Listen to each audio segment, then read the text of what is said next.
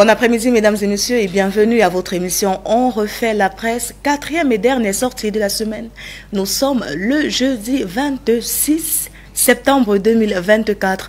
Aujourd'hui, pour la dernière sortie, nous serons 5 sur ce plateau. Nous avons 4 invités qui sont tous déjà présents ici avec nous. On commence par les recevoir avant de passer à la première halte de cette émission qui est la revue de presse. Je commence par recevoir le révérend Paul Pondy. Il est pasteur, comme son indication le désigne à suffire. Bon après-midi et bienvenue. Oui, merci, bon après-midi. Je salue tous les Africains et surtout ceux qui sont épris de paix et d'amour. Et à l'endroit du Cameroun, je voudrais encourager des personnalités comme le ministre de l'administration territoriale, ce grand homme. Voilà quelqu'un qui est au four et au moulin. S'il n'est pas encouragé par des Camerounais qui ont la vision de la paix et de l'amour, c'est pas bon, il faut l'encourager. Vous voyez comment il est sur le terrain avec des chemises. Je me demande parfois s'il mange même. Gérer une telle catastrophe. Donc, je lui adresse mes encouragements et également le ministre de la Santé. Parce que, vous voyez, au Cameroun, on dit souvent, quand rien ne fait, on dit, mais le gouvernement ne fait rien, les gens fument la chicha et tout ça. Il faut se poser des questions simples. Est-ce que la chicha donne la santé ou bien procure la mort? Si le ministre de la Santé est maintenant dans son rôle en train de conscientiser les Camerounais que c'est pas ça, pendant que les autres sont en train de penser le devenir du monde et même de l'Afrique, les pays comme Israël qui pensent le monde de demain, les Camerounais, ils veulent fumer la chicha. Là où je sors d'une bourgade de Yaoundé, un jeune garçon m'a posé une question, voyez-vous, Madame Larissa, il dit, pasteur, que pensez-vous, donnez-moi un peu une explication, le 7e et soit le 7e, le 6e livre de Moïse. Qu'est-ce que ça veut dire, tout ça? Est-ce que c'est... Vous voyez, les hommes sont dans l'ignorance et il n'y a pas d'éclairage, ils ne lisent pas la Bible. Il n'y a pas un 6e livre de Moïse, c'est des livres de magie. On a juste pris le nom de Moïse, on a collé dessus. Moïse n'a pas fait un 6e livre, ni un 7e livre. Donc, ouais, les gens sont dans l'ignorance comme ça, et ça les amène à la perdition. Et il y a beaucoup. Il a eu le courage, parce que j'étais face à lui, il m'a posé la question. Mais beaucoup utilisent ces choses. Oh, il me dit, mon oncle a ça, mais je ne sais pas si c'est bon. Il me dit, il fait les miracles avec ça. Et il touche seulement ça comme ça, il opère un miracle. Les hommes sont dans l'ignorance, vous ne pouvez pas vous en rendre compte. Et ça, nous sommes donc des sentinelles pour conscientiser les hommes, pour leur dire, attention, le monde n'est pas créé par les hommes, il y a un créateur et tout le monde lui rendra compte de son existence. Nous sommes tous des missionnaires. Je suis coordonnateur missionnaire sans frontières de toute l'Afrique. Donc, je suis dans mon devoir. J'étais en Tanzanie l'autre jour. Quand vous voyez les gens marcher j'étais sur cette rue. Nous avons conscientisé les gens. J'ai fait des conférences. Maintenant, les hommes sont en train de mourir. Les hommes sont en train de tuer les autres. Et on me donne des informations comme... C'est pas gai. C'est pas du tout gai. Donc nous avons un devoir de conscience. Moi, j'encourage ces deux grands responsables du Cameroun qu'ils continuent à faire leur travail. Merci. Merci, révérend Paul Pondy. Nous recevons également Alain Gachou. Il est communicant pour la structure Wals Capital SA. Bon après-midi et bienvenue. Bon après-midi Larissa, c'est un plaisir de répondre présent à cette invitation Info TV, surtout qu'on sait que... À Camdis Télévision. À Camdis, excusez-moi. C'est à Camdis Télévision, la télévision qui monte en puissance. Surtout quand on sait que la présentation a changé et que c'est un plaisir pour moi d'être reçu pour la première fois par la nouvelle patronne du bateau On refait l'actu. La presse. On refait la presse. Et donc... permettez-moi de dire bon après-midi à vos nombreux téléspectateurs, bon après-midi à tous mes companélistes que vous allez prendre le soin de présenter. Permettez-moi, à la suite du pasteur, de saluer également un grand homme de la République qui abat un travail salutaire et loin, le ministre Joseph Lé. Vous savez, aujourd'hui, on a une fonction publique de proximité où l'usager est roi. Nonobstant tout ce qu'on peut rencontrer, le ministre Joseph Lé, c'est un bâtisseur acharné, on peut le voir à longueur de journée, entre causer avec les usagers, s'assurer que tout aille pour le mieux, les concours et tout ce qui se passe. Vraiment beaucoup de courage à l'homme de l'Est qui continue d'œuvrer pour le Cameroun tout entier sans distinction aucune. Merci Aldin Gachou. Nous recevons également Jean-Oscar Libok. C'est un aîné, c'est un confrère, il est journaliste et il nous fait l'honneur d'être présent avec nous cet après-midi. Bon après-midi et bienvenue Jean-Oscar Libok. Bon après-midi Larissa, bon après-midi à tous les millions de téléspectateurs de Candice Télévision qui, ma foi, me reçoit encore une fois de plus sur votre plateau. C'est un honneur pour moi de répondre présent à votre invitation. Je crois que tout ce que nous allons refaire aujourd'hui, on va refaire la presse ensemble. Ce qui a été dit au cours de la journée, de la semaine, on va voir ce qui aura marqué l'actualité et je ne saurais terminer mon propos introductif sans toutefois m'incliner devant la mémoire de cette jeune dame qui est décédée tout à l'heure aussi au niveau monté Kondengui. Il y a eu un accident assez sérieux là-bas où un véhicule de brasserie. Ça on peut le citer. Oui, bien sûr, je m'arrête au niveau des brasseries qui s'est renversé en portant cette dame. Elle a quand même eu l'amabilité de sauver son fils, son bébé de quelques années, quoi, 2 ou 3 ans. Là, j'étais dans le caniveau, il a eu la vie sauve. Je m'incline vraiment devant la mémoire de cette brave dame qui a perdu sa vie. Quand je le dis, je dis également tous mes encouragements à la chaîne de télévision Candice qui continue à œuvrer pour le bon sens, pour la démocratie, pour que toutes les 10 provinces, régions du Cameroun puissent avoir l'information en temps utile et vrai. Merci Jean-Oscar Libok. Nous saluons également la mémoire de cette jeune dame partie en s'assurant que son fils aura la vie saine et sauve. Nous accueillons en dernier lieu et non des moindres, Benoît Feu-Dieu. Il représente ici le Rassemblement démocratique pour le peuple camerounais. Il en est le communicant cet après-midi. Bon après-midi, Benoît Feu-Dieu. Bon après-midi, Madame Larissa. Bon après-midi à tous les Camerounais. Et je salue avec déférence vos illustres invités. Et j'associe ma compassion à celle de mon copanéliste pour vraiment m'incliner réellement devant face à la mémoire de cette dame, cette énième, vraiment, je peux dire, erreur des hommes, parce que on ne sait pas toujours pourquoi l'entretien, les visites techniques tant demandées et souhaitées dans des véhicules n'arrivent pas toujours à nous faire éviter au maximum, n'est-ce pas, certains dérapages. Bon, on ne sait pas exactement encore les causes réelles de cet accident, mais tout compte dit, ou encore que ce soit le problème peut-être des freinages et de tout ça qui arrive toujours à ce qu'on enregistre autant de dégâts. Donc, c'est une fois encore attirer l'attention des conducteurs de la responsabilité qui est la leur lorsqu'on est derrière cet engin qui peut à tout moment créer, n'est-ce pas, des dégâts. Je pense que sa famille va pouvoir gérer avec beaucoup de courage. Merci, mesdames et messieurs, le décor il est planté. Prenons la transition pour prendre la première partie de cette émission qui est la revue de presse.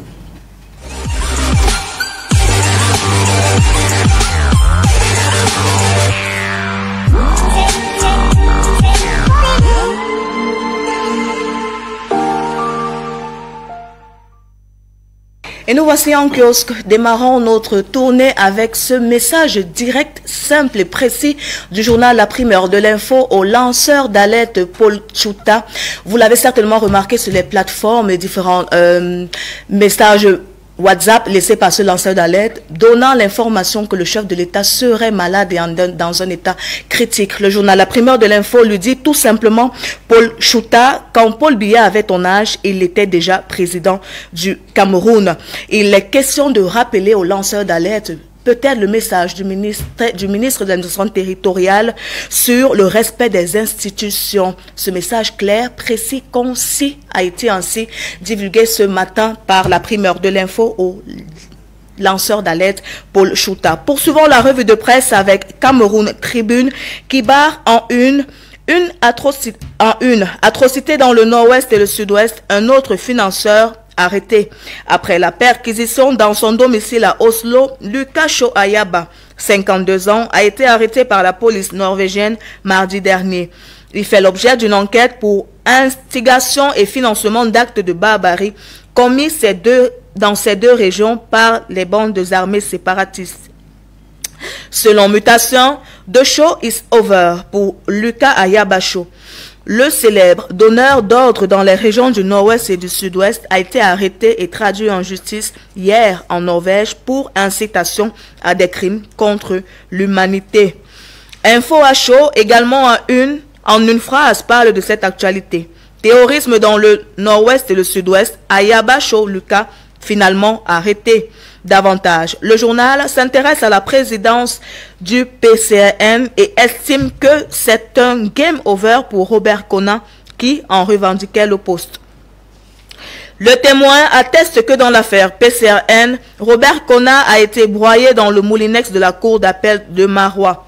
En effet, à la suite de l'appel fait par ce dernier, la cour d'appel de l'extrême nord a rendu son verdict le 25 septembre dernier. Non seulement le congrès tenu par Robert Kona à Marois est annulé, mais la Cour a décidé que celui-ci cesse d'agir au nom et pour le compte du Parti camerounais pour la réconciliation nationale.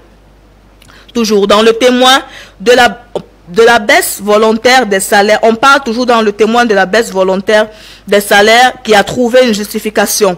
Selon le ministre des Finances, il s'agit d'un incident informatique. D'après le journal, certains agents publics relevant du secteur éducatif ont subi une baisse de salaire pour le compte du mois de septembre 2024. Un malheureux incident dû à une erreur informatique que les agents du ministère des Finances s'activent actuellement à résoudre. Pour Horizon, sur la même question de cet incident informatique, ce sont des enseignants qui sont sacrifiés, car ils sont des milliers à plonger dans l'incertitude salariale en ce mois de septembre, principalement en cette période également de rentrée scolaire. Alors que leurs revendications pour une valorisation demeurent sans réponse, les interrogations sur ce ciblage spécifique s'intensifient. Diapason donne le là en zone CEMAC et renseigne que la vie y est encore plus chère. Avec un taux d'inflammation estimé à 4,2 au troisième trimestre, la sous-région reste au-dessus de la norme située à 3%. Le drapeau se hisse ce jeudi sur cette audience accordée à la directrice générale du Centre islamique de développement du commerce par le ministre des Petites et Moyennes Entreprises. En marge du forum Invest Days, les deux parties sont désormais en phase pour l'organisation prochaine du Salon du coton, de l'habillement et du textile au Cameroun, en plus du soutien de l'institution dirigée par Latifa El Boabdeloui à la transformation structurelle de l'économie camerounaise. Le bal des audiences accordé par Achille Basiliking III se poursuit avec EcoNews qui insiste pour sa part sur le partenariat qui lie désormais le ministère des Petites et Moyennes Entreprises à l'Association camerounaise des architectes d'intérieur. La publication se demande alors quelles en sont les retombées concrètes pour les artisans. Élément de réponse à lire dans les colonnes du journal EcoNews. Restons à l'immeuble Émergence, cette fois avec Réalité Plus, qui informe de la tenue depuis hier de la revue des chantiers routiers en cours d'exécution. Président les travaux, le ministre des Travaux publics, Emmanuel Nganou Djoumessi, instruit l'accélération de ces ouvrages routiers et le pragmatisme aux différents acteurs. Il s'agit de la révision des projets inscrits au troisième trimestre de 2024. Restons toujours à Réalité Plus pour cette fois parler de cette exhortation du ministre de la fonction publique et de la réforme administrative aux nouveaux fonctionnaires issus de l'ENAM, Joseph Lé, en remettant à cette cuvée les certificats de prise de service ainsi que les décisions de mise à disposition dans diverses administrations, leur a recommandé patriotisme, assiduité et rigueur au travail. Défis actuels nous renseignent que demain, 27 septembre 2024, est journée mondiale du tourisme. En prélude à l'événement, le ministre d'État, ministre du Tourisme et des Loisirs, Bello Bouba Maïgari, a renseigné que près de 200 sites touristiques naturels sont déjà reconnus au Cameroun. Sortons de cette revue avec un mot en sport. Tribune des leaders se projette sur la Coupe du Cameroun 2024 et sublime cette union sacrée du Sud autour de la colombe sportive. Le constat est fait au regard de la mobilisation des élites administratives, traditionnelles et religieuses du Djaï Lobo, de la Villa, de l'Océan et de la vallée d'une Thème. Entre levée de fonds et soutien multiforme, les supporters de l'Oiseau du Sud restent optimistes et gardent confiance en leur équipe, coachée par Richard Toa. Mesdames et messieurs, c'est sur cette note en sport que nous refermons la revue de presse de ce jeudi. Le programme, vous le maîtrisez allègrement. À présent, il est temps d'avoir les avis, les analyses, les décryptages de nos invités. Nous allons commencer par Alden Gachou. Quelle est l'information qui a retenu votre attention cet après-midi? Merci déjà pour cette riche revue de presse. L'information qui a retenu mon attention cet après-midi, c'est la une d'Horizon, où on parle de 1478 personnels de l'éducation qui n'auront pas leur salaire du mois à temps. C'est très lamentable parce que vous savez, ça fait plusieurs années aujourd'hui que les enseignants ont émis plusieurs revendications qui à date n'ont pas trouvé des solutions appropriées. Et vouloir remuer inconsciemment ou à dessein le couteau dans la plaie, c'est mettre en péril toute une nation. Je m'explique pourquoi. WWF dit que chaque enfant qu'on enseigne est un homme qu'on gagne. Et aujourd'hui, ce type d'omission peut faire en sorte qu'on ait des enseignants, des enseignements au rabais. Et du coup, on a un système, on a un pays qui sera dirigé par des personnes qui ne maîtrisent pas bien le système, qui ne maîtrisent pas bien ce dont ils ont appris à l'école. Aujourd'hui, ces enseignants sont beaucoup fâchés. D'abord parce qu'on se rappelle avec OTS, où les revendications ne sont pas arrivées à terme. Aujourd'hui encore, où nous sommes en plein septembre, en pleine rentrée scolaire, où on se rappelle qu'il y avait un dessin, parce que j'ai eu, oui, qu'il y avait des mouvements d'humains qui pourraient revenir, et qu'aujourd'hui à ça on ajoute un problème informatique sur des salaires, et ça tombe net qu'il s'agit des salaires des enseignants. Ma foi, je crois que les personnels en charge de cela doivent s'activer pour nous éviter cela. On sait qu'avec le mouvement OTS, nos enfants ont beaucoup en pâti. On a eu un coup sur l'éducation. Encore que le système éducatif camerounais ne répond pas déjà à la norme. Avoir ce type d'incident revient encore à jeter le discrédit sur tout ce qui est fait. On signale justement que l'erreur a été reconnue et les services du ministère des Finances s'activent justement à rebiffer la copie et à redonner à ces enseignants-là leur salaire dans leur entièreté. Jean-Oscar Libok, l'information retenue par Alden Gachou porte sur ce bug informatique en direction des salaires des enseignants. Oui, on va parler des enseignants, on va également parler du personnel de santé qui subit une retenue drastique dans leurs différents salaires. Ça va de 50 000 à près de 200 000, à plus de 200 000. Vous comprenez que quand on parle de bug, est-ce que ça aussi c'est un autre bug au niveau du personnel de santé? Bon, il faut dire quand même que ce sont de jouer avec les nerfs des Camerounais. Ce n'est pas sérieux de continuer à vivre dans cet univers où on comprend tout de suite pourquoi on vit ce type. On a reconnu l'erreur.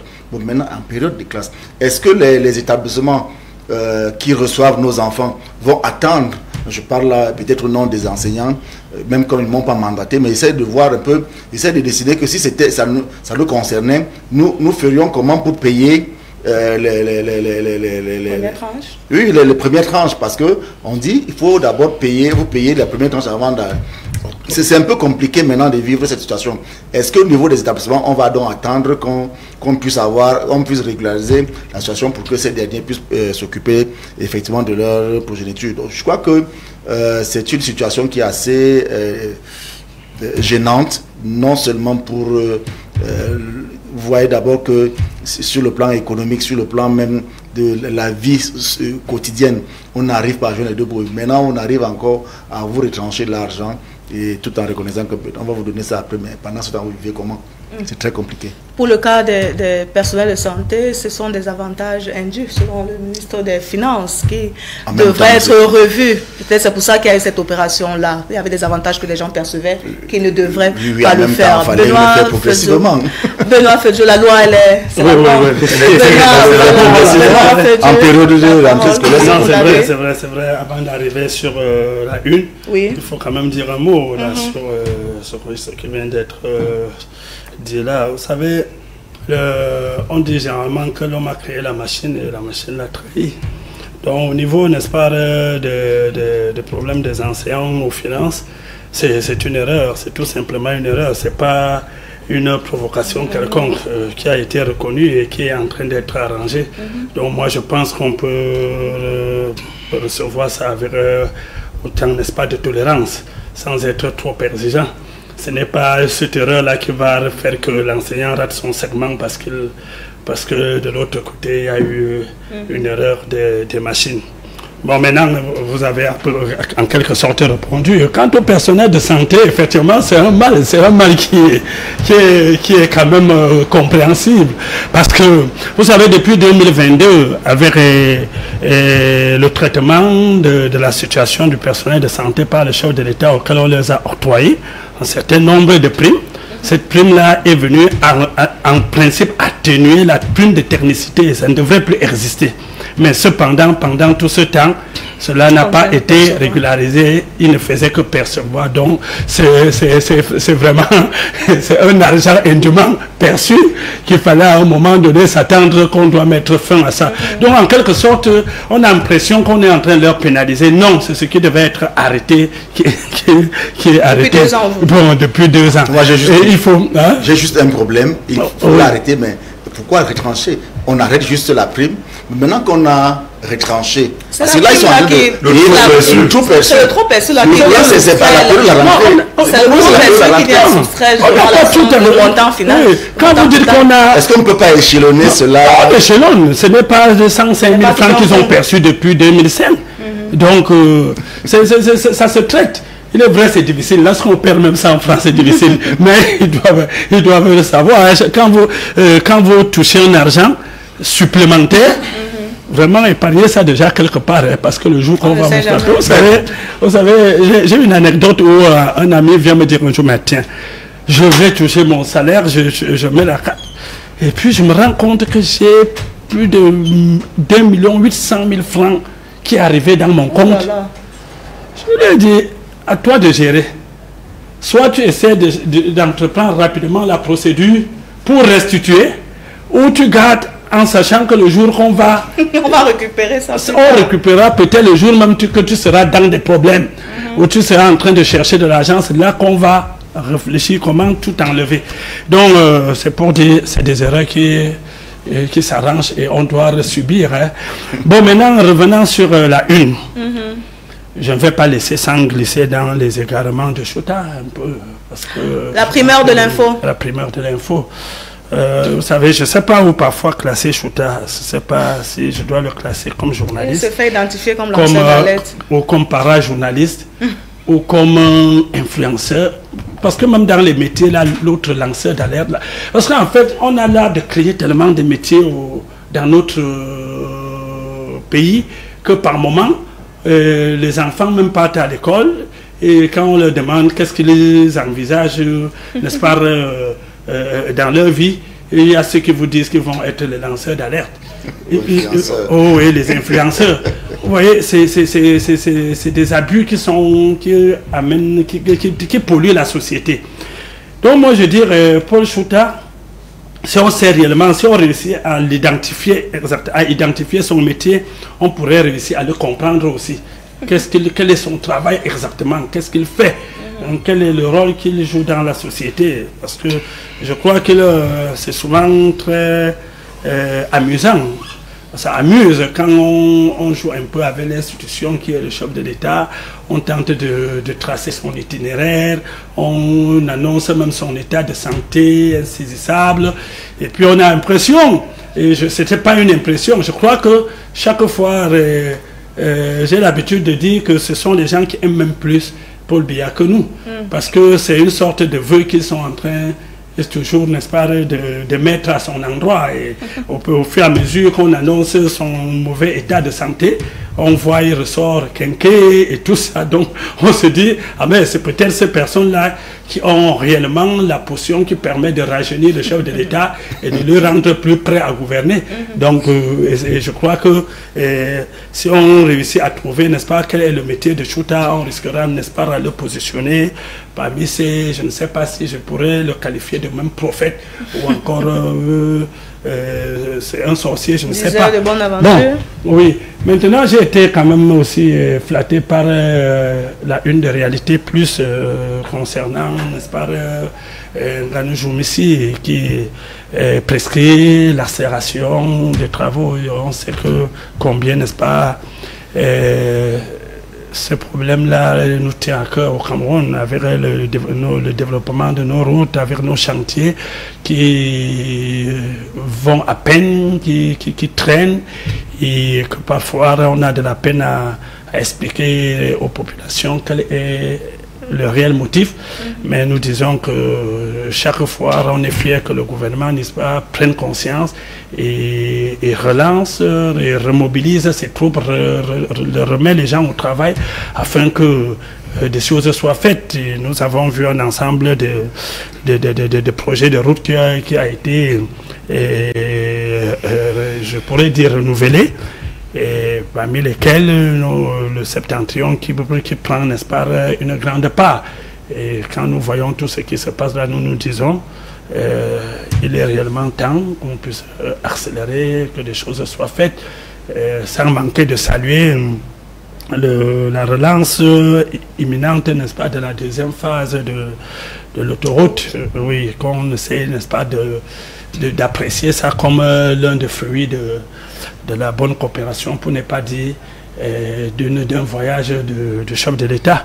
Donc tout compte fait, nous disons que c'est la porte, n'est-ce pas, à aider à lutter contre la pauvreté, parce que chaque fois qu'on construit les routes, on est en train, n'est-ce pas, de faciliter le développement et on est en train d'ouvrir au fonctionnement aussi mieux de l'économie. Révérend Paul Pondy, nous avons 3 actualités sur lesquelles vous pourrez rebondir. Le bug informatique avec le salaire des enseignants, le lanceur d'alerte Paul Chouta qui s'est autoproclamé médecin du chef de l'État, donnant l'impression qu'il a son état de santé, et la revue des chantiers routiers présidée par le ministre des Travaux publics depuis hier. Oui, merci de me donner la parole. Je dois dire qu'en ce qui concerne comment on peut appeler ça, la fraude, on peut appeler ça comme ça, ou bien une fraude, ou bien, parce que moi je m'attendais à ce que c'est un employé de ces formations-là qui dénonce le surplus. Mais comme au Cameroun, on ne sait pas dénoncer ce qui est indu, ce qui ne nous revient pas de droit. Quand vous entrez dans une boulangerie pour acheter du pain, je prends un exemple simple, on vous donne l'argent surplus par rapport au nombre de pains que vous avez acheté. Moi, je remets ça à la caisse, je le fais tout le temps. Donc, quand vous constatez que vous gagnez indûment un salaire, vous dénoncez ça vous-même. Dire maintenant qu'ils sont attristés, vraiment, moi, je ne comprends pas. Donc, le ministre est dans son rôle d'arrêter la saignée. C'est comme ça qu'à un certain moment, il y avait des Camerounais qui avaient 2-3 salaires, ils sont en Europe, mais leur salaire passe ici. Quand on arrête ça, c'est des problèmes encore. Non. Il faut arrêter ça. Et de l'autre côté, où on parle de la santé du président, il faudrait que les gens comprennent que pour devenir, j'ai longtemps expliqué ça même hors du Cameroun, pour devenir chef d'État, le hasard n'existe pas dans la vie des hommes. Mais souvent, certains pensent que le hasard existe. Monsieur Paul Biya qui est là, c'est la volonté souveraine du Créateur. Beaucoup ne sont pas à cette analyse, dans cette logique, ils ne savent pas que Dieu existe. Certains pensent qu'ils sont le fruit de 2 personnes qui se sont rencontrées et puis ils ont créé un amour selon eux et puis ils sont l'objet des fruits de cet amour. Donc ils ne croient pas à un Dieu créateur. Mais je vous dis, pour être chef d'État, c'est la volonté souveraine du Créateur. On m'a posé cette question en Centrafrique. On me demandait si M. Bokassa, c'était également la volonté de Dieu. J'ai dit oui. Israël, après qu'ils se sont détournés de Dieu, ils ont payé un lourd tribut. Il leur a tué 6 millions de juifs, 5 millions d'adultes, 1 million d'enfants.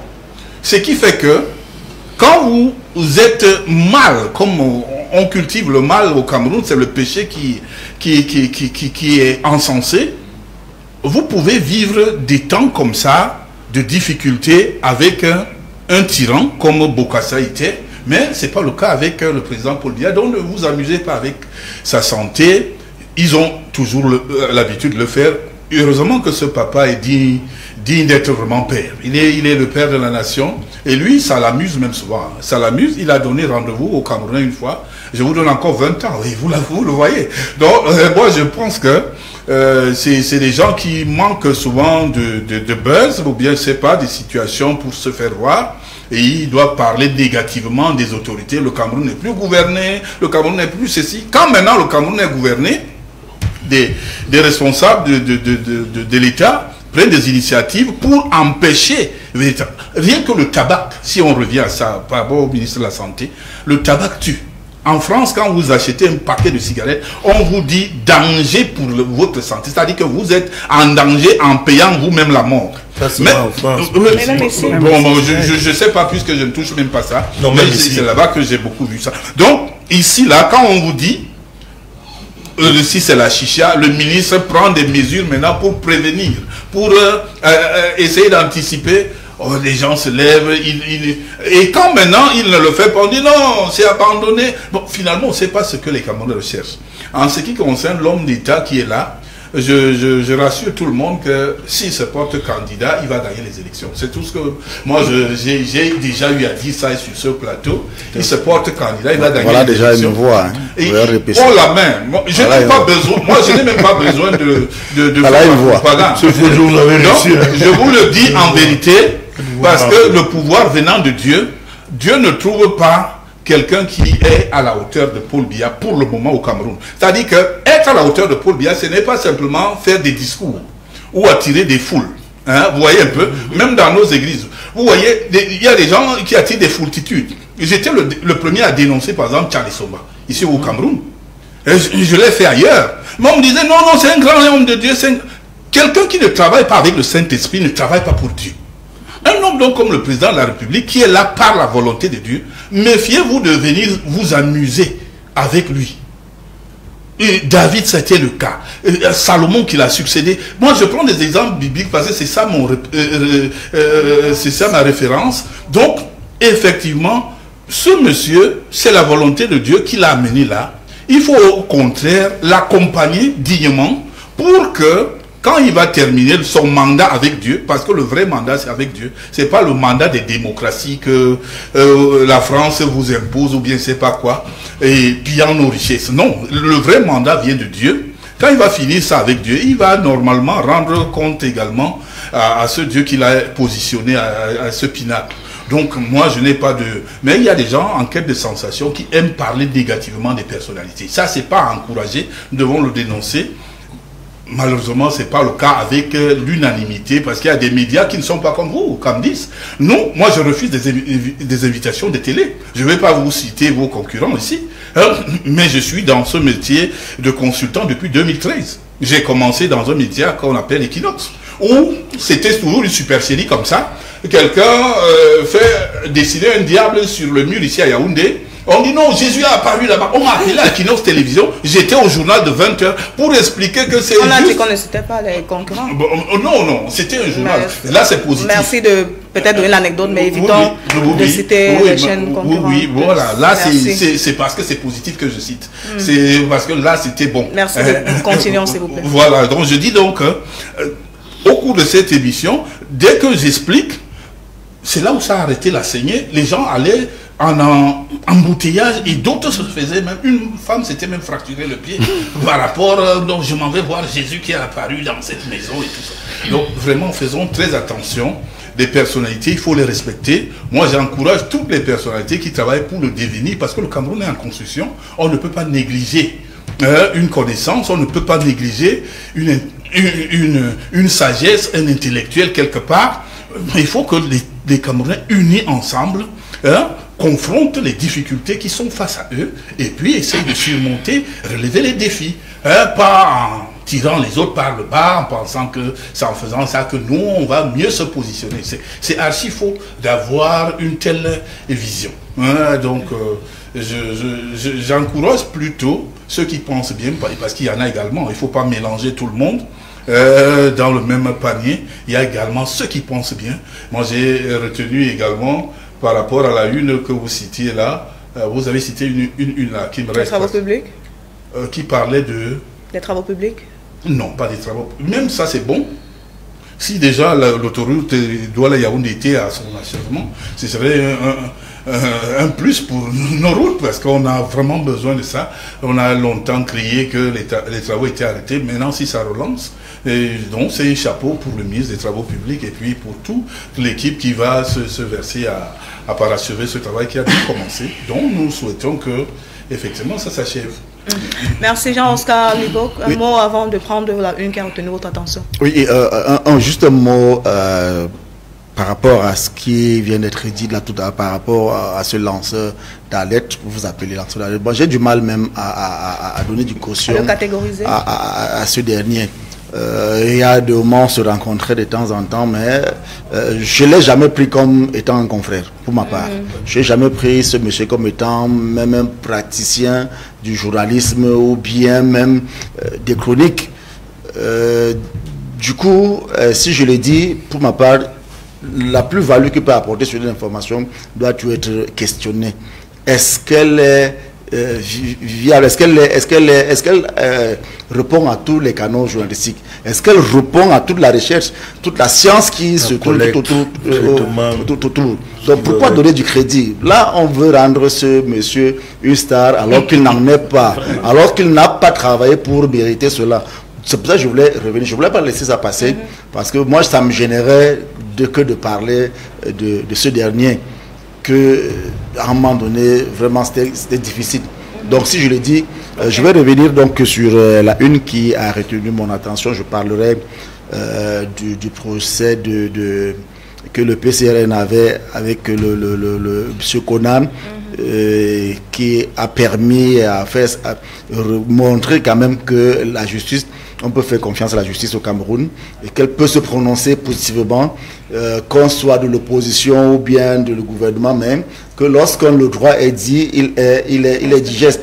On se rend compte qu'aujourd'hui, les choses ont été rétablies et que à la veille des élections, Cabral Libi pourra maintenant se déployer normalement, puisqu'il a même déjà annoncé sa candidature. Il annonce même depuis sa candidature, mais il a fait cette fois-ci, on se pose des questions pourquoi il n'a pas choisi un média camerounais pour le faire. Mais qu'à cela ne tienne, c'était important de savoir qu'il y a une sérénité qui est venue de ce côté-là. Du moins, le Moulin n'est pas passé par là. Adan Gachou, le PCRN, on peut dire qu'on est sorti un peu de cette embrouille-là, de cette guerre qu'on a vécu il y a quelques mois encore. En réalité, comme l'a dit Oscar, je crois que la justice a été souveraine et on a vu les résultats qui sont tombés. Mais je vais parler comme les gens. Nous savons au Cameroun, on a toujours peur du Tsolika. C'est que quand on dit Tsolika, la musique peut recommencer.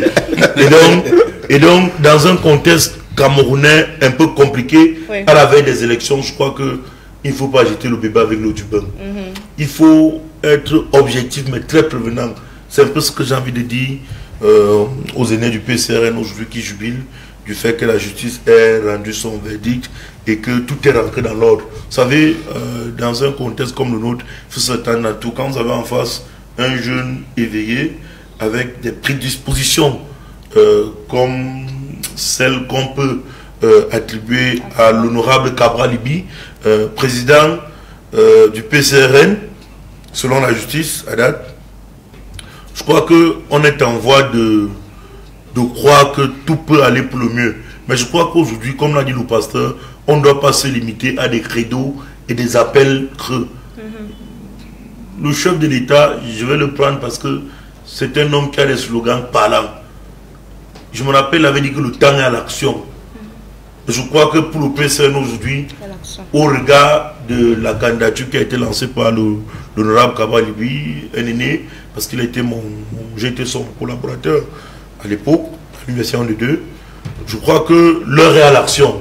Ils ont passé beaucoup plus de temps dans les tribunaux et aujourd'hui nous sommes à quelques mois des échéances. Il y a lieu de capitaliser les acquis, de se resserrer parce qu'on a vu qu'il y avait des sons discordants au sein de ce parti. C'est vrai qu'on va me dire que même au sein du parti de mon voisin de droite, il y a également des sons discordants. Mais je crois que là-bas, beaucoup plus, ils sont connus. Mais aujourd'hui, je crois que les procès, en attendant un éventuel Tsoleka, sont derrière nous et que avec tous ces militants, ils travaillent à donner cette assurance. Parce que lorsqu'il avait lancé le projet 11 millions de citoyens, vous savez que c'est ça qui a été le déclic. Et aujourd'hui, ce projet a permis qu'on ait beaucoup de jeunes enregistrés. Encore que cette année encore, avec tout ce qui s'est passé, les conditions sociales, tout ce qui va avec, on a vu des jeunes qui eux-mêmes ont lancé ces appels à inscription massive sur les listes électorales parce qu'ils estiment que trop c'est trop. Et ils ont même dit un autre credo, vous savez, il se dit que tout ce qui est fait pour les jeunes, sans les jeunes ne bénéficie pas aux jeunes. Désormais, les jeunes sont appelés sur la table de décision. La preuve, il y a des consultations nationales qui ont été lancées depuis quelques semaines. Pour faire juste une emphase. Les thématiques pratiques ont démarré ce matin. Des consultations nationales qui ont été lancées cette semaine par rapport au plan national jeunesse du Cameroun. Au plan national jeunesse du Cameroun par le Conseil national de la jeunesse du Cameroun, sous l'encadrement du ministère de la jeunesse et de l'éducation civique. D'ailleurs, c'était les consultations au niveau de la diaspora pour qu'on puisse refaire notre plan national jeunesse qui plus ou moins est arrivé à l'expiration. Merci, le message est passé. Benoît Fedieu, alors, en espérant qu'il n'y ait pas de Toleka dans l'affaire PCRN, vos confrères peuvent un peu respirer du côté de ce parti politique-là? Non, moi je crois que ce que je peux dire, les problèmes, ça existe partout. Oui, ils avaient un problème interne de leur parti et je crois que ils ont pris la voie de la justice pour résoudre. Et qui est un éventuel Toleka ou pas, pourvu que ça soit conforme aux lois de notre pays. Mais ce que je vais quand même dire, et je pense que cela, il va, n'est-ce pas, de l'entendement de tous les Camerounais, au moins, je ne sais pas si ce parti peut quand même comprendre que le problème n'était pas avec le RDPC ni avec le gouvernement. Parce que, vous savez, ils avaient gâché beaucoup d'énergie en doigtant le RDPC qui manipulerait certaines personnes, le gouvernement qui serait derrière X ou Y, et une république qui serait, n'est-ce pas, bon, je ne vais plus donner les qualificatifs ici parce que notre république a déjà raflé le record des qualificatifs. Donc, ils ont compris peut-être tout simplement que il fallait qu'ils aient un arbitre qui est la justice pour dire le droit. Et le droit a été dit. Bon, j'ose croire que si ça avait été dit contre leur position, ils jubileraient quand même le droit qui existe dans notre pays. Parce que le mal est qu'aujourd'hui, lorsqu'on tranche à votre faveur, vous êtes content, mais le lendemain, quand on vous dit que vous avez tort, ça va dans tous les sens. On venait de parler ici du ministre de l'administration territoriale, qu'à un moment donné, essaie de jouer son rôle, qui est celui de garant de l'ordre public.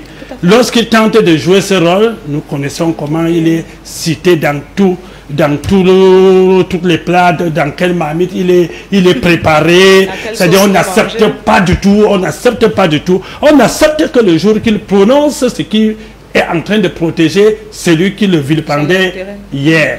Donc, pour dire tout simplement, que ce soit dans la scène politique, vivons là vraiment avec beaucoup de tolérance et comprenons que ce qui importe pour nous, c'est la République. C'est cette même République qui a encouragé la jeunesse, comme dit mon compagnoniste, à oser. Et oser, c'est sur tous les plans, que ce soit sur le plan des affaires, que ce soit sur le plan politique. C'est cette même République qui a encouragé la jeunesse à oser. Elle ne sera pas celle-là qui viendrait empêcher cette jeunesse d'oser. Il faut tout simplement que cela se fasse dans les règles de l'art. Révérend Paul Ponzi, l'affaire PCRN, on a quand même une accalmie. La justice, depuis le 25 septembre, a estimé que finalement c'est l'honorable Cabral Libby qui en est le président. Vraiment, c'est des questions. J'aime Cabral Libby, c'est un frère. Donc, si il a gagné le procès, ça ne peut que me contenter. Mais je voudrais que leurs problèmes se gèrent et qu'ils essayent d'anticiper pour éviter ce genre de problème. C'est quelqu'un que j'apprécie, il a la verve, il a vraiment beaucoup de qualités. Donc, et même son collègue, ou bien comment on appelle ça, le créateur du parti, c'est le rival. Oui, oui, voilà. Il faudrait qu'ils s'entendent seulement, il faudrait qu'il y ait la paix, et la paix entre eux. Et Cabral, c'est une intelligence. J'ai dit une fois sur un plateau bon, vous dites qu'on ne cite pas les médias. Moi, je suis dans ces plateaux tout le temps. Je disais qu'il y a des intelligences au Tchad et qu'il n'y avait pas seulement le président Idriss Déby, Itno, mais que pour le moment, à l'instant là, c'était lui qui était l'homme de la situation. Donc, au Cameroun également, on a beaucoup d'intelligence. On peut les citer, des Cabral, Libi, comme ça, ils sont nombreux, et des grands intellectuels. Donc, le Cameroun a besoin de tous ces enfants pour arriver. Il faudrait seulement qu'il y ait de l'entente et de la paix. Parce qu'on ne peut pas bâtir un peuple dans le désordre. Voyez-vous, je vous dis en vérité, s'il y a le désordre, vous ne pouvez même pas faire une émission comme ça, on ne peut pas se mouvoir. Donc ceux qui peuvent souhaiter le désordre dans leur pays ne sont pas des patriotes. Pour moi, c'est aussi simple que ça. En termes simples, je résume ça comme ça. Il faut chercher la paix, la cordialité, et que tout se fasse dans ces règles de l'art. Moi, j'ai pas cité cette une qui a retenu beaucoup mon attention, là où on parle de ce monsieur-là qui finance les guerres dans le nord-ouest et le sud-ouest. C'est vrai que c'est la thématique. Ah, c'est la thématique, oui. Effectivement. Bon, on va en parler. Effectivement. Donc, je dis, par rapport à cette paix qui est revenue au sein du PCRN, c'est une bonne chose. C'est une bonne chose, il faut encourager ça, mais il faudrait anticiper. Vous voyez, qu'est-ce qui amène des problèmes même dans une famille? Dans le monde en général, maintenant, la cellule familiale a échoué partout. Vous allez voir un drogué quelque part, dans toutes les familles, vous allez voir un homosexuel, or que c'est des choses qu'on ne voyait pas avant. Donc, parce que la cellule familiale échoue, dans la gestion, le père ne s'entend pas en harmonie avec la maman. Le père donne des consignes, la maman les viole, elle donne ses consignes à elle, une autre vision. Non, quand il y a l'entente, et on arrive même pas au tribunal. Donc, il y a un chef partout, il y a une vision qu'on doit respecter. Si vous regardez les problèmes internes qui ont amené à dépenser plus d'argent dans les tribunaux que le problème posé par ce papa. J'ai dit maintenant, j'aime également ce papa. Posé par ce papa, vous allez voir que c'est des problèmes aléatoires. Mais qu'on pouvait anticiper. On est là en train de mettre ça sur le dos d'Atanganji, ministre de la Justice, des Affaires, de l'administration territoriale. C'est lui qui cause des désordres. Non, c'est pas lui. Il faut anticiper dans des problèmes réels. Il faut anticiper et gérer votre famille ou bien votre association en parfaite harmonie. C'est faisable. C'est faisable. Mais je ne sais pas pourquoi on ne le fait pas. Merci. C'était, mesdames et messieurs, la première partie de votre émission. On refait la presse. Le temps de prendre cette respiration. Revenons pour entrer de plein pied dans la thématique qui nous réunit cet après-midi.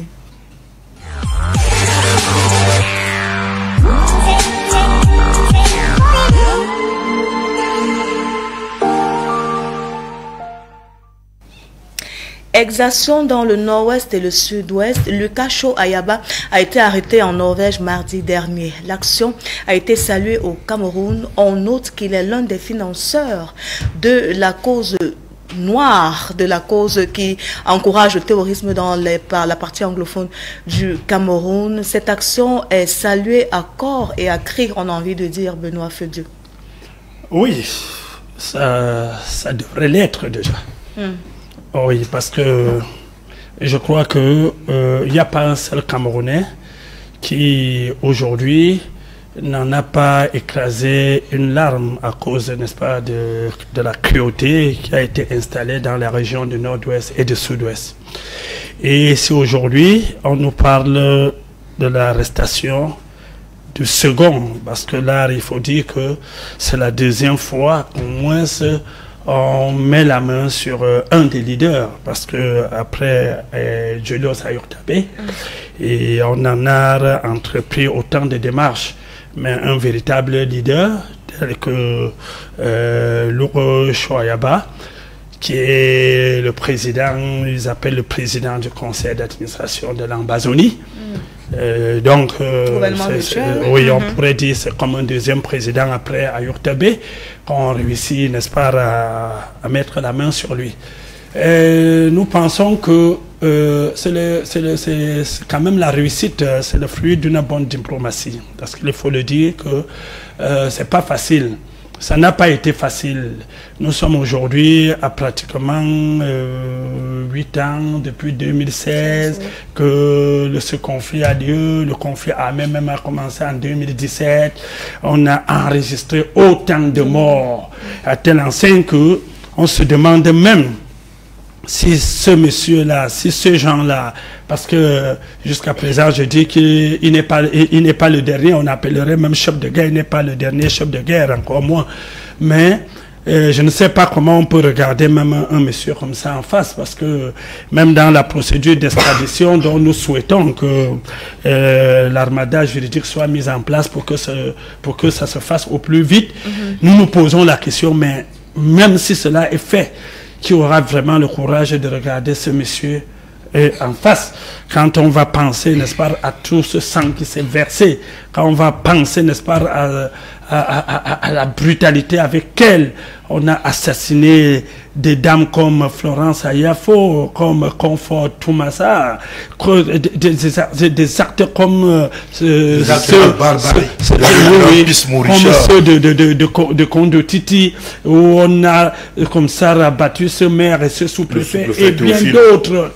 Qu'allons-nous faire avec ces enfants qui n'avaient rien à demander, même que des innocents qu'on est allé écraser dans une école là-bas, et bien d'autres. Ça sera très difficile. Ça sera très difficile, mais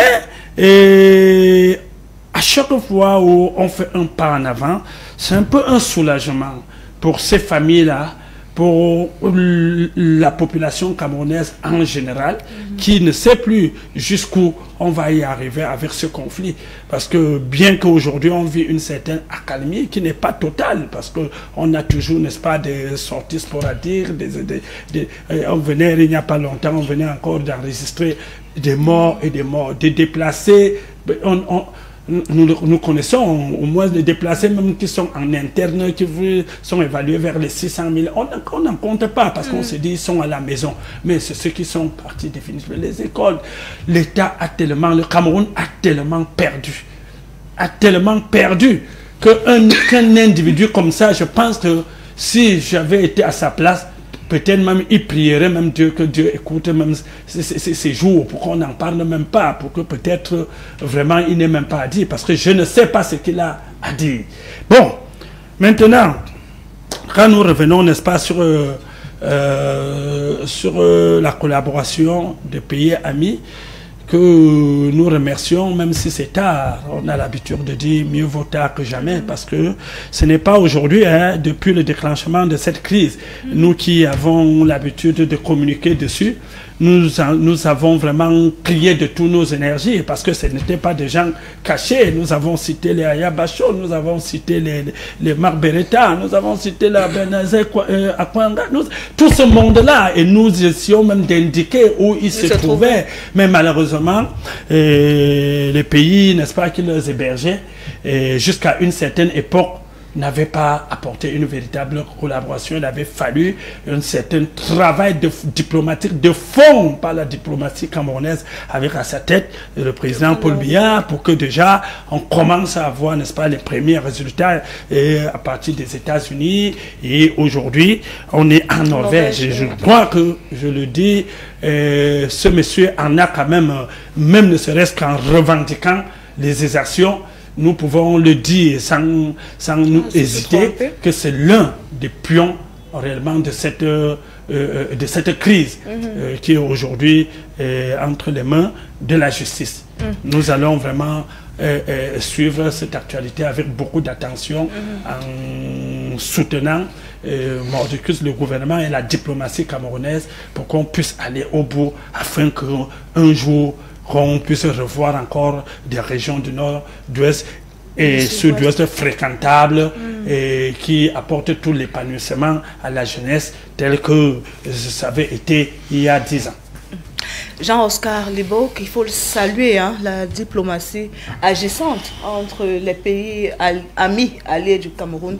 On a la Norvège qui, depuis mardi dernier, a fait preuve encore de solidarité envers le Cameroun en appréhendant ce chef de guerre là, dans la situation qui sévit du côté du nord-ouest et du sud-ouest. Effectivement, il faut applaudir à grands bras cette collaboration, cette diplomatie qui a été mise en marche et qui a permis aujourd'hui de mettre la main sur ce fameux show à Yaba. Donc, ce n'est que tout bénéfice pour le Cameroun et même pour tous les pays africains pour dire que on peut effectivement déclencher tous ces mouvements-là pour que puisse cesser la guerre. Parce qu'on comprend aujourd'hui ceux qui revendiquent de l'appartenance à un pays autre que celui du Cameroun, un pays qui est un pays fantoche qui est là. Et ces derniers, on les connaît depuis fort longtemps. C'est vrai que ça fait presque 10 ans déjà. Nous sommes en train de courir vers 10 ans. Trop de sang a coulé. On ne peut que dire que, ouf, c'est déjà un pas. Mais il ne faut pas qu'on craigne. Il y a ce que je crains, moi, ma crainte vient du fait que on peut couper la pieuvre ici et puis il y a une autre tête qui peut pousser par là. Parce qu'on ne maîtrise pas très bien qui est véritablement derrière cette histoire. Est-ce que c'est véritablement les fils du nord-ouest, du sud-ouest qui revendiquent certains nombre de choses que nous connaissons déjà et que je crois que le Cameroun appelle à chaque moment de venir s'asseoir sur la table et de discuter sur cette forme d'État et sur ce pseudo-appartenance à une ère linguistique. On parle de francophone et d'anglophone. Alors, c'est des termes qui ne nous collent pas. Quand on sait que ce sont les Sawa qui sont dans le sud-ouest, qui sont dans le littoral, quand on sait que ce sont les peuples du Grassfield qui sont à Bamenda, ils sont... Donc, quand on regarde ça, on voit que c'est le même peuple, mais parce qu'on ne parle pas la langue des autres. C'est ça qui veulent nous séparer. Si ce n'est que ça, c'est des choses que nous pouvons régler facilement en africain. Mais alors, si c'est qu'on revient sur d'autres revendications, entre guillemets, cherche qui ne se dévoile pas. Donc je crains juste que on va arrêter Chouayaba, on a arrêté les autres. Et il y a encore une autre tête qui puisse sortir et continuer. Puisqu'on connaît encore, il y avait le journaliste là, qui son nom m'échappe. Il y en a plusieurs comme ça qu'on connaît. Est-ce que... Voilà, Boazizi, tout récemment, même, je ne parle pas de Boazizi, je parle de celui qu'on a arrêté, soit au Gabon, oui, voilà, à Mankota. Vous voyez que des têtes comme ça, on parvient à les anticiper. Maintenant, qu'ils viennent dire exactement ce qu'ils veulent du Cameroun ou bien du nord ou du sud-ouest, pour qu'on puisse retrouver, parce qu'il y a trop de sang qui a coulé. Vous avez même le courage de citer ce dernier. Je vous ai dit tout à l'heure, j'avais vu une seule scène là qui m'a complètement choqué. Combien de fois est-ce qu'on imagine ce qu'on vit dans le nord et le sud-ouest? On dit bravo, aujourd'hui on voit comment les élèves commencent à aller à l'école, mais il y a encore ce fameux Goldstown qui continue à vivre. Je rencontrais encore un de nos confrères, je ne donnerai pas son média de peur qu'il soit. Il était encore à Yaoundé, dit qu'il va repartir parce que maintenant c'est le Goldstown. Il ne peut pas encore aller prendre service pour la simple raison que tout est fermé là-bas. Donc vous comprenez que c'est une situation qui n'a fait que trop durer. Et on demanderait, moi pour ma part, je demanderais à ces derniers, lorsqu'ils sont arrêtés, si jamais on réussit à les extrader, pas qu'on va les tuer, mais qu'ils essaient d'expliquer véritablement leurs problèmes et qu'ils arrêtent la saignée. On a trop souffert. Aldin Gachou, l'extradition pour le cas de Lucas Cho Ayaba est annoncée après son arrestation. Maintenant, est-ce que ce process-là va permettre une certaine accalmie pour tout ce qui a été fait depuis 2016? Vous savez, en réalité, cette annonce d'arrestation, parce qu'il se pourrait qu'il soit passé devant les juridictions norvégiennes, cette arrestation, M. Fodula dit, peut être considérée comme une sorte de victoire pour le gouvernement camerounais quand on sait que depuis le début de la crise en 2016, le gouvernement n'a cessé de pointer un doigt accusateur sur l'influence négative de la diaspora à travers les réseaux sociaux. Encore qu'on sait que celui qui a été arrêté était un leader très influent et très médiatiquement parlant. Alors, j'ai envie de dire que de me poser quelques questions. Parce qu'au terme de cette arrestation annoncée, j'ai suivi un média parler d'un grand coup de diplomatie entre le gouvernement norvégien et le Cameroun, ce qui est salutaire. Mais je me pose quelques questions. La première question, est-ce un coup de maître du gouvernement camerounais? Ça, c'est la première question. Est-ce un pari gagné pour le gouvernement camerounais? Surtout qu'on sait que il y a beaucoup qui reste encore à faire. Quelles sont les implications juridiques? Parce qu'il y a beaucoup de choses qui doivent entrer en jeu. Quelles sont les implications juridiques? Surtout qu'on sait qu'on l'accuse pour des choses graves, crimes contre l'humanité, tout ce que va avec, et qu'il a un statut de résident permanent en Norvège depuis plusieurs années. Donc c'est là, j'ai envie de dire que c'est une grande bataille juridique qui s'annonce. C'est une grande bataille juridique qui s'annonce, car elle peut faire l'objet d'un procès même international. Elle peut faire l'objet d'un procès international qui va donner une autre dimension à la crise anglophone. Vous voyez jusqu'où on peut pousser la réflexion. Parce que tel qu'on est parti là, on peut s'attendre à un procès international. Parce que j'ai suivi un avocat camerounais, et donc je préfère tel ou non, qui parlait, qui évoquait tout cela, mais qui demandait au gouvernement camerounais de produire, qui va produire un bon dossier. Parce que pour pouvoir procéder à son extradition, encore qu'il se pourrait, il se dit, vous savez, je suis journaliste, je n'ai pas pris le temps de traiter l'information, mais il se pourrait qu'il ait dit qu'il a été victime d'une tentative d'assassinat par le gouvernement camerounais en 2022. Donc vous voyez, il y a beaucoup de choses qui sont en train d'être qui pourraient mettre dedans. Maintenant, au-delà de l'aspect diplomatique, cette affaire soulève beaucoup d'autres questions. Par exemple, la question de la liberté d'expression, la question du droit d'asile en Europe. Vous voyez donc qu'aujourd'hui, on convoque tous nos experts en droit pour pouvoir appuyer le gouvernement. Parce que c'est un chantier que le gouvernement s'est donné pour ce qui est de la crise dans nos deux parties, le nord-ouest et le sud-est. Vous voyez, les premières solutions, lorsque ça a commencé en 2016, le ministre de la fonction publique avait immédiatement mis sur pied un concours spécial pour ces gens dans cette partie-là, qui à date est effectif. Comprenez, par la suite, on a eu le grand dialogue national convoqué par le chef de l'État qui avait réuni autour de la table plusieurs acteurs, parmi lesquels les anciens acteurs même du terrain. Moi, j'ai eu à causer avec un ancien garde armé, parce que moi, j'ai eu la chance d'être au grand dialogue national dans la commission d'éducation présidée par le ministre d'État, ministre de l'enseignement supérieur, chancelier des ordres académiques. Vous comprenez qu'aujourd'hui, cette victoire qui est saluée, parce que c'est une grande victoire de la diplomatie camerounaise, pourrait être également le déclic pour soulever quelques questions et pourquoi pas avoir beaucoup d'autres solutions. Parce qu'aujourd'hui, Oscar l'a dit, il faudrait qu'on sache quelle est même la vision. Parce que entre ce qu'on dit sur les réseaux sociaux et les faits, il y a un grand fossé d'effondrement. Il faudrait qu'on sache même quelle est leur vision. Mais maintenant, il ne faut pas qu'on perde également de vue que beaucoup de familles ont coulé des larmes suite au financement de ce type d'action. Et donc, on a un droit de demander des comptes et de demander des punitions qui vont avec. Donc, voilà un peu ce que je peux dire pour l'instant. Mais je pense que au jour d'aujourd'hui, on a un pays diplomatiquement très fort, le Cameroun, qui l'a d'ailleurs encore prouvé, et eu égard des derniers voyages du chef de l'État, on voit que notre diplomatie est véritablement en marche et que beaucoup de choses sont en train de trouver des solutions.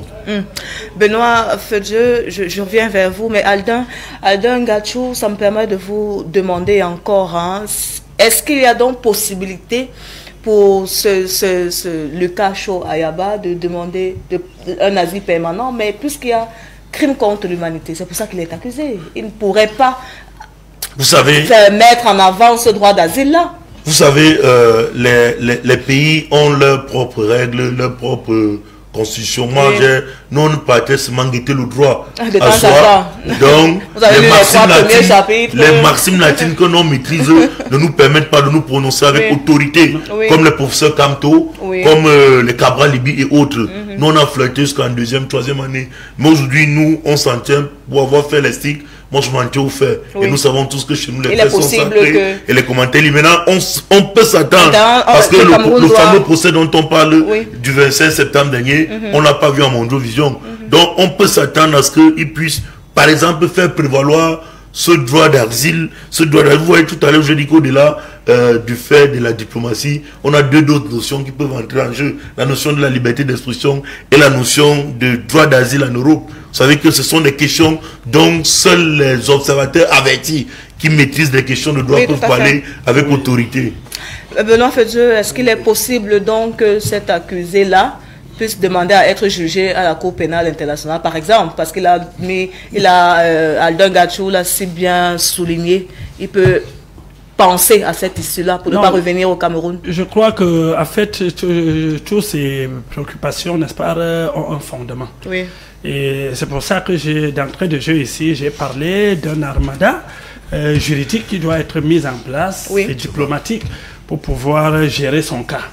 Mais le côté de liberté d'expression n'est pas même entaché en ce sens que son interpellation fait, n'est-ce pas, lieu de crime contre l'humanité.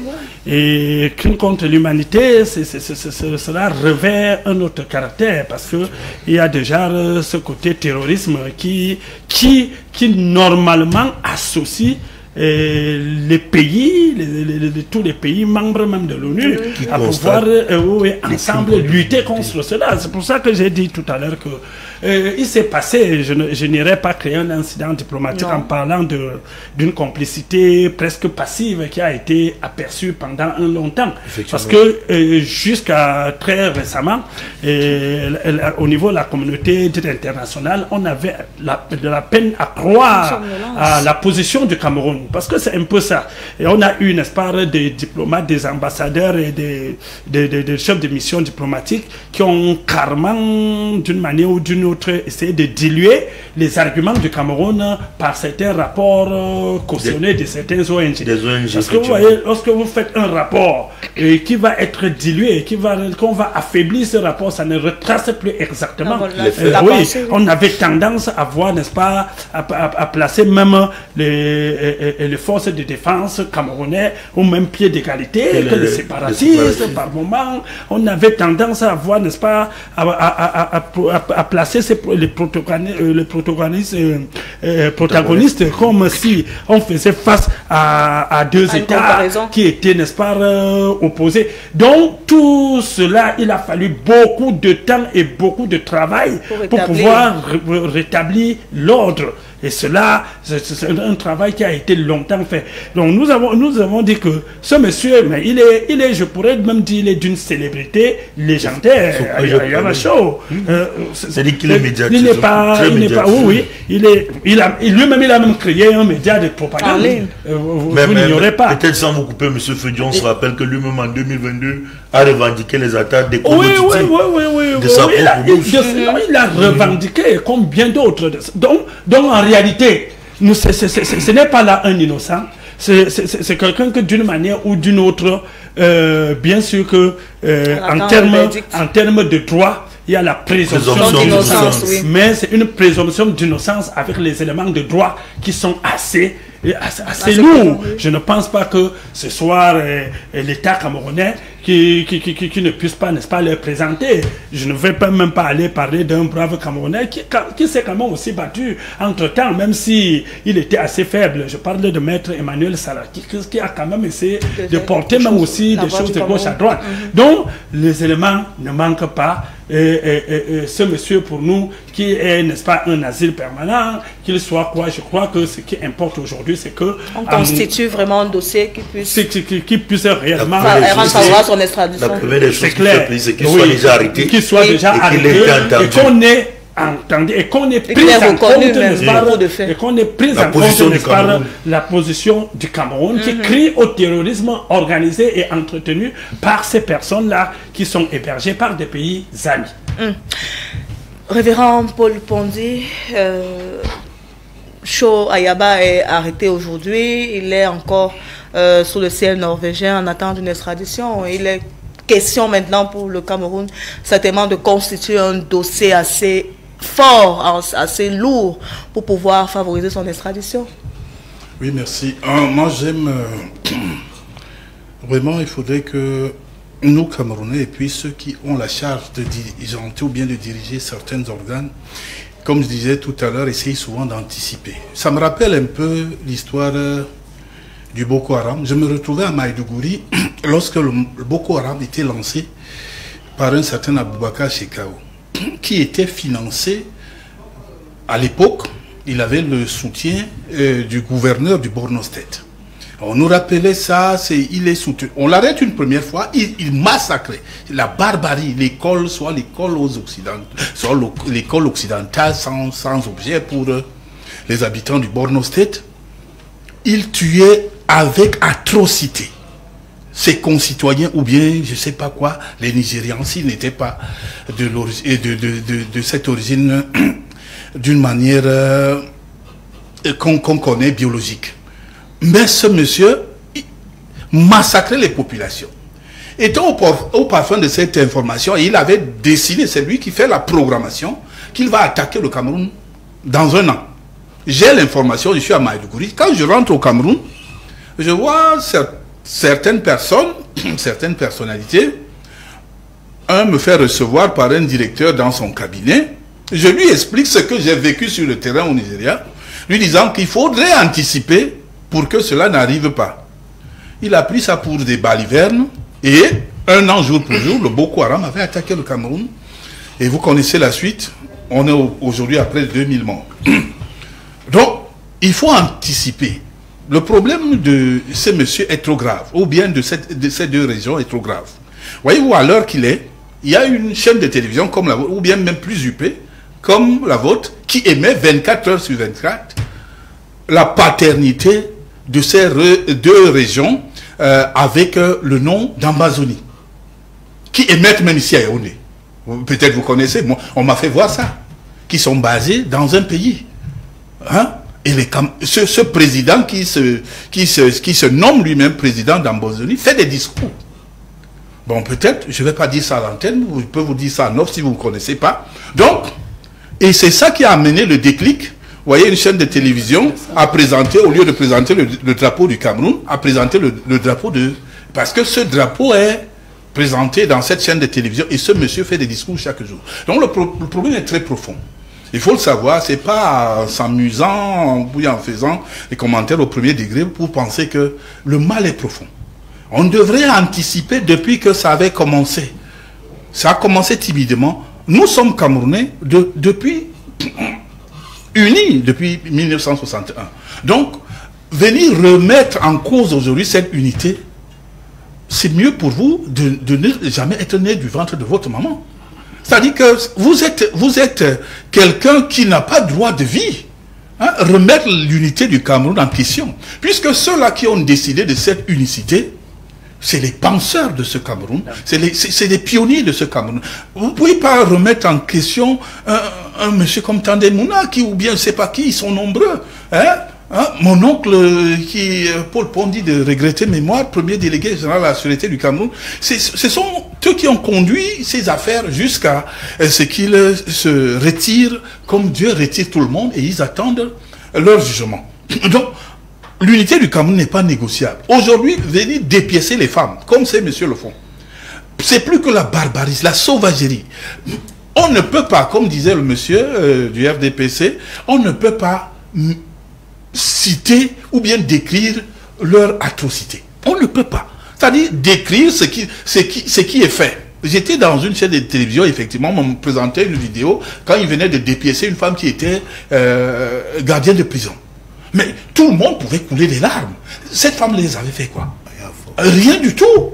Ils ont dépiécé avec une telle violence. Donc, quand on est à ce stade où il faut vraiment trouver des vraies solutions, on veut des vrais patriotes. Et comme ils continuent à sévir, l'autre jour, il y a 2 semaines, normalement, 2 semaines de ville morte. Ils imposent leur diktat.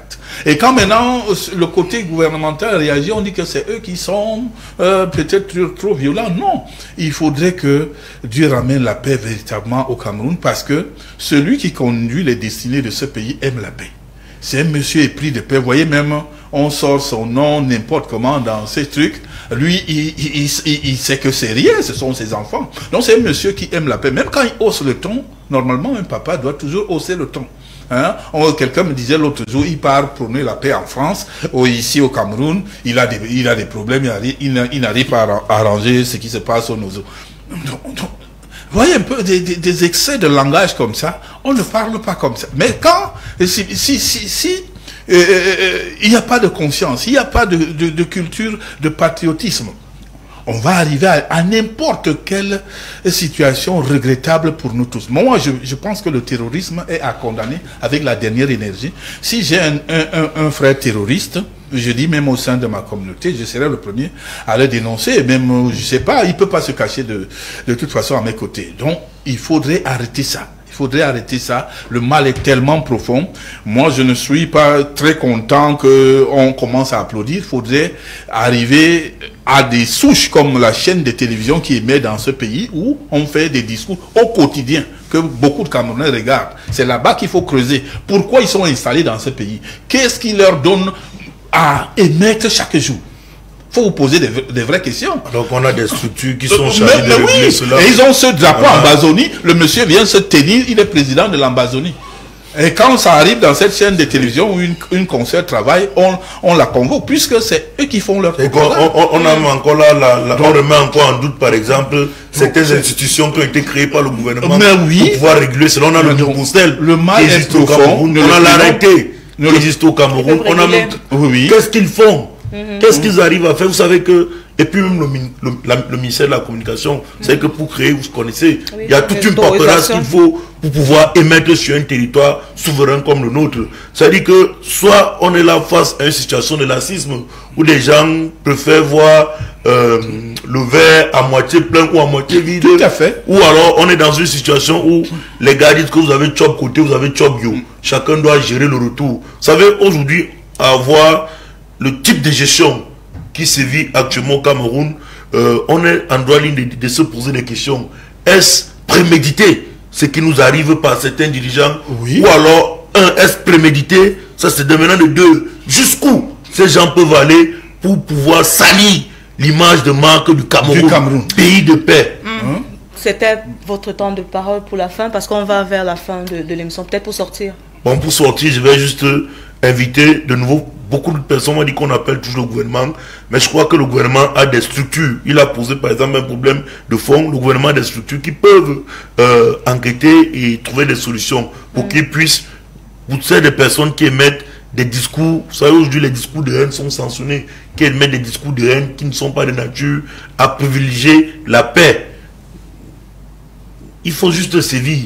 Maintenant, je pense que je vais inviter également le gouvernement à mettre les petits plats dans les grands pour qu'on puisse revenir à comment je vais dire, à nos beaux jours. Vous savez, ça fait longtemps que je ne suis pas parti à Bamenda. Ça fait longtemps que je ne suis pas allé à Bouya. Alors que ce sont les villes que j'adorais quand j'allais à Off Station. Aujourd'hui, la dernière fois que je suis allé à Bamenda, c'était en 2022. Mais c'était sous forte escorte. Et je n'étais pas du tout content. Mais j'y allais pour le travail. Et donc, je voudrais que nos enfants qui sont nés ici puissent découvrir le Cameroun profond. Vous savez, quand vous êtes dans ces régions-là, faites très beau vivre. Et ce sont ces régions qui nous ont permis d'améliorer un peu notre bilinguisme. Ah, d'accord. D'être un très bon citoyen camerounais. Révérend Paul Ponty, nous sommes sur la fin. Nous sommes effectivement sur la fin. C'est ce qu'il dit est pertinent. Moi, j'ai fait ma dernière tournée des 10 régions du Cameroun, c'était en 2018. J'ai pris le risque, j'étais là-bas, effectivement, c'était pas bon, mais je suis allé. J'étais à Bouya, j'étais à Limbé, j'étais à Bam. Bon, j'ai fait vraiment beaucoup d'efforts pour faire les 10 régions. Donc c'est important pour chaque Camerounais de faire ça, parce que d'autres prennent souvent sur eux, bon, on va me dire, tu fais ça parce que tu es missionnaire, c'est mon rôle.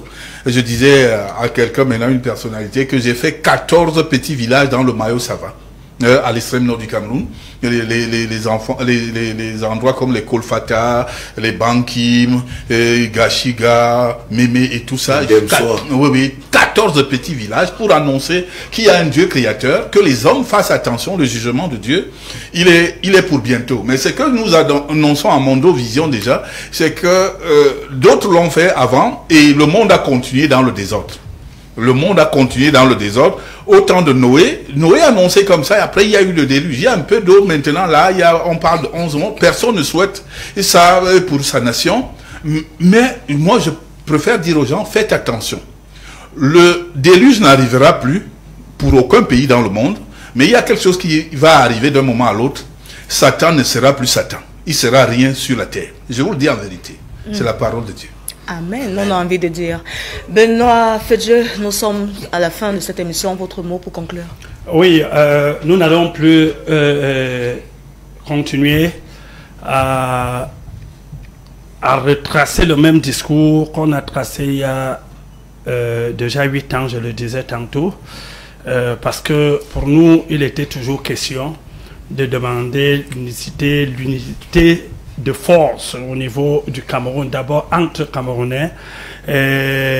Nous avons passé le temps à appeler l'ensemble, n'est-ce pas, des forces vives, des leaders d'opinion, des médias, à pouvoir, n'est-ce pas, avoir le même état d'esprit qui était celui de sauver cette République unie et qui ne devrait en aucun cas connaître une division.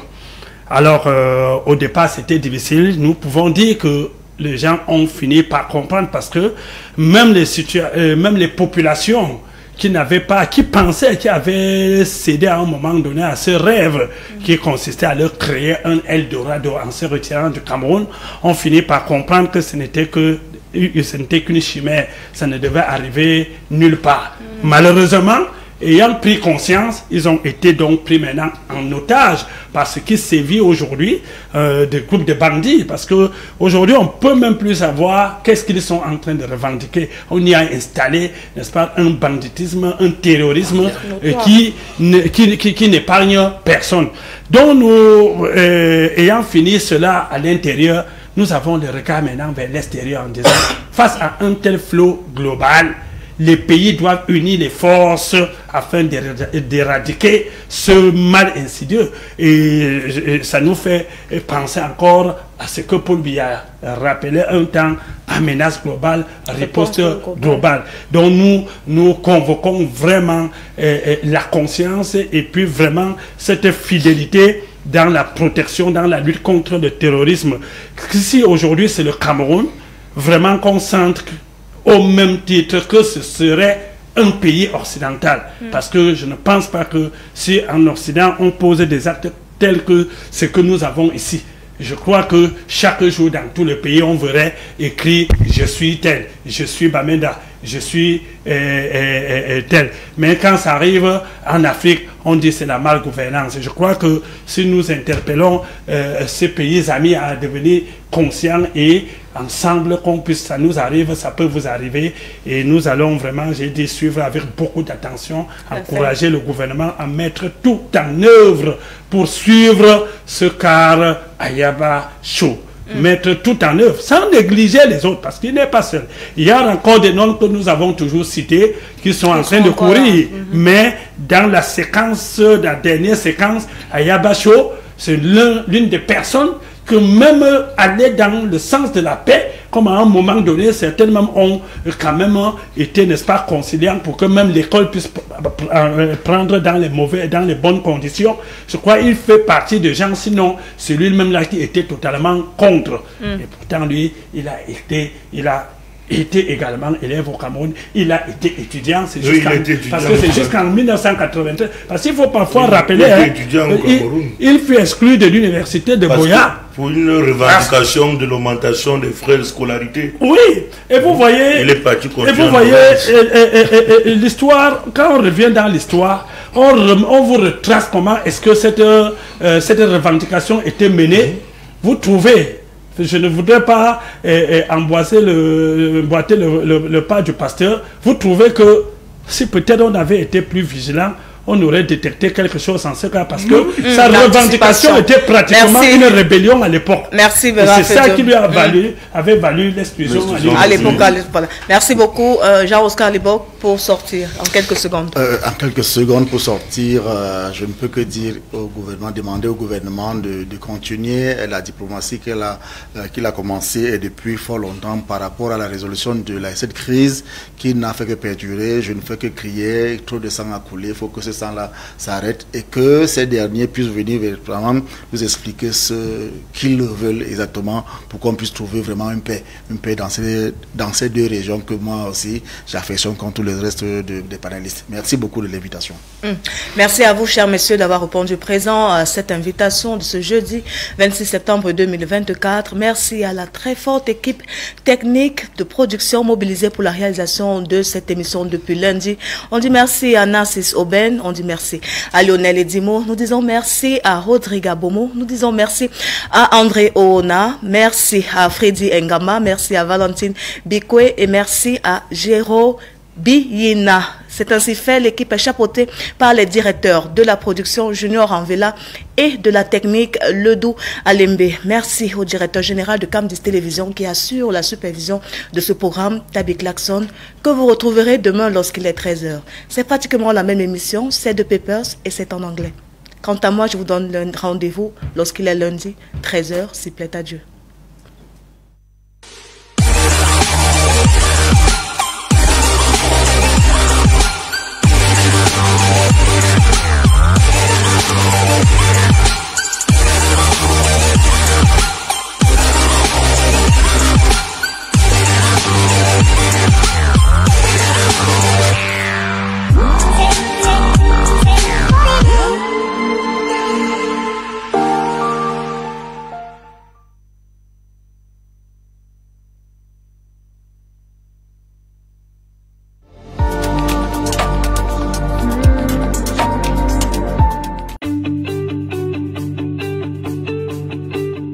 Vous n'êtes plus jamais seul. Camdis Télévision pense à votre entreprise, quelle que soit sa taille. Saisissez l'opportunité de multiplier votre gain, surtout de pérenniser votre business. Entreprise privée, publique ou parapublique, venez toucher votre cible sur toute l'étendue du territoire camerounais et de la diaspora, avec des formats de communication taillés à votre mesure, des offres adaptées à vos besoins et accessibles à tous. Rendez-vous très vite au service commercial de Camdis Télévision, si à Yaoundé Kodangui, face Carrousel. Et vos caisses pleines vous diront merci. Contact 6 99 00 58 96 6 77 73 46 41. Camdis Télévision, la télévision républicaine.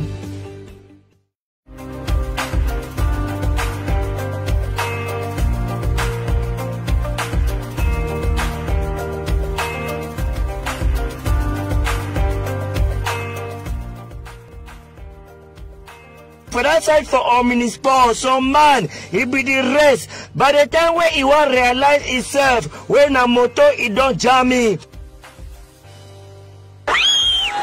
We there for Adamawa region. We there for that side from Gaundere market for Bantai. It don't be inundated. Ndutu, bad luck, it be the shot for your face. As I will be the drag it back them for 5 different agencies where it could take it from far north country people them.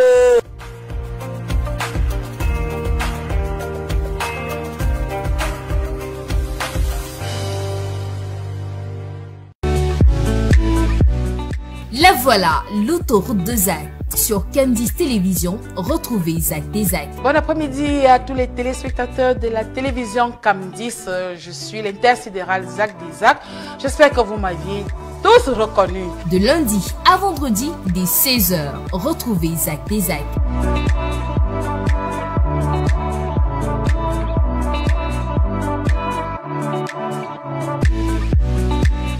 Je n'ai pas pas encore l'argent pour ci ou ça. Comment est-ce que Bibi se prépare? Parce que généralement, nous avons souvent ce problème-là. Moi-même, moi-même qui suis en train de parler, pour moi, ça ne me laisse pas. Oui. Donc, comment est-ce que Bibi se prépare généralement pour les rentrées de l'enfant, de ses enfants? C'est à la veille ou alors, je sais pas, tu anticipes? Oh, Zach, la vie d'aujourd'hui là, n'est-ce pas? La vie qui est chère, la vie qui est dure. Ouais. Donc tout parent maintenant doit savoir anticiper. Il faut anticiper les choses. L'autoroute de Zach, votre nouveau programme a coupé le souffle. Je suis Zach des Zach.